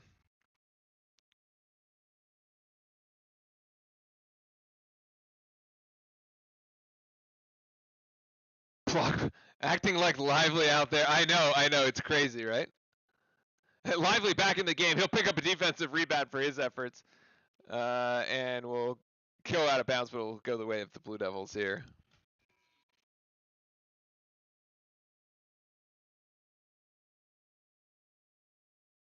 Well, they put Ryan Young back in. Due to popular demand, Ryan Young is back in the game.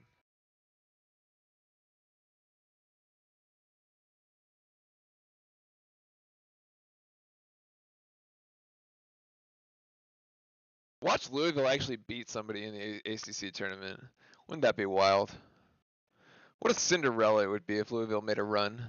So they try to bring the full court press there. Proctor just passes out of it. We still got to get the ball across the timeline here. I give Louisville one more possession, basically. If they can score, if they get a 3 on the next possession, they might start playing the foul game. But if we score, it's definitely over. Even though this 12-point lead here. Let's see, 5 seconds to go. Roach, oh, he gets blocked, but he will be fouled. And Roach to the free throw line. Now all you need to do is not foul. On the defensive end, all you need to do is not foul. You got 94 seconds. Just get out of here. Shut it down, get out of here. Walk away with the win. This is the win we needed. This is the game we could not lose under any circumstances.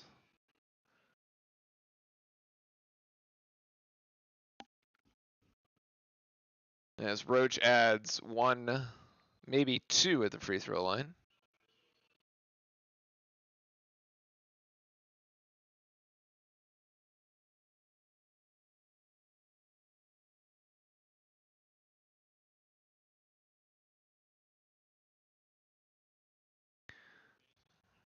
Let's see if he goes for the second. Yep, he does. All right, so Jeremy Roach with 14 points tonight. Gets 2 at the free throw line. Now, just if they're going to go to the, do not foul them. Do not foul them. Or don't. Okay. I guess they're going to take a 3, but Louisville will miss the 3. And they will not foul us. Yeah, down 14. So that is pretty much going to be it. This will tick under a minute by the time the shot clock goes off. So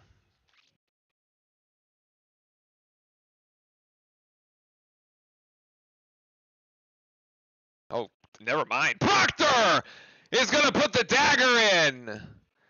That caught me sleeping too. I was like, kind of lulled everybody in the building to sleep too. You got 10 seconds left in the shot clock, and he just hoists a 3.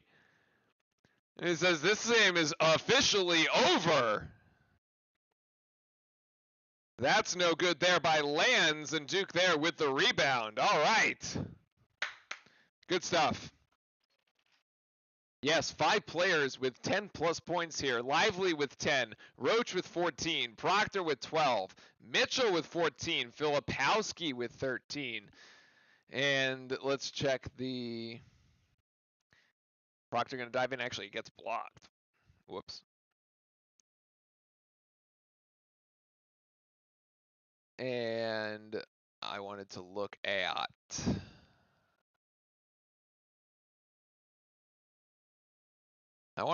the final stats here for a sec for the players.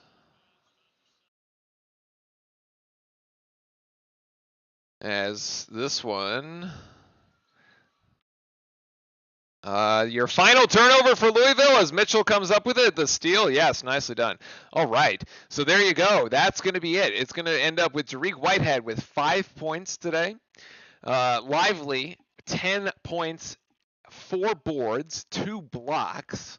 Then we've got 14 points for Roach and 6 assists, 0 turnovers. Fantastic. We actually only turned the ball over 5 times the entire night, and 3 of them were from Filipowski because he tries to keep going behind the back. Proctor had 12 points for 4 rebounds, 3 assists, 0 turnovers. So between the guards, 9 assists, 0 turnovers between the guards tonight. Ryan Young actually also had 3 assists, which was pretty good. And then 13 for Mitchell and 13 for Filipowski as well. I guess I had given somebody 1 too many points. I says Ryan Young should be 3, Mitchell should be 13. All right, there you go. And then 7 for Filipowski. So no actual double-doubles there. Duke ends up firing away at 49.2% there for the game, 29 of 59, and 9 of 22 from 3. The crowd was chanting, what was the crowd chanting? Probably our house, which is typically what we chant. It was probably the our house chant. Yeah.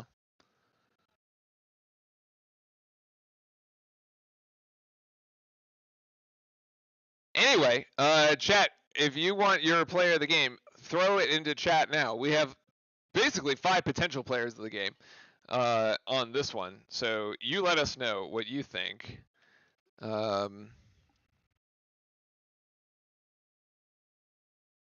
Let's see. And we will go with the popular vote from. We will go from the popular vote. Proctor. All right, Keon's going to go with Proctor.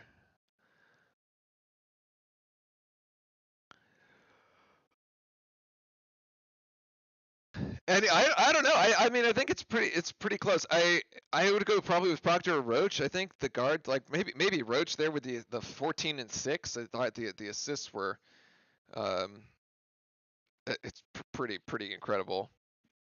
So anyway, I mean not much else to wrap up here tonight. I think that's basically gonna be it for us. All around a pretty good game. Duke gets it done. We had to win it. We didn't we didn't want to be stuck having to have a Louisville loss like Clemson did. But yeah, Roach, easy win. Nah, it got interesting there for a little bit, but yeah, Roach 6 assists, 0 turns with Shock Fan.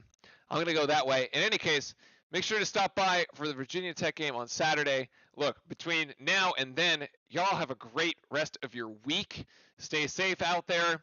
We'll see you at 8 p.m. Eastern Time, 5 o'clock Pacific on Saturday for the Virginia Tech game, revenge game number 1 of 2 coming up on the slate. And yeah, until then, go Duke and good night. Take care, everybody, and see you Saturday. Cheers.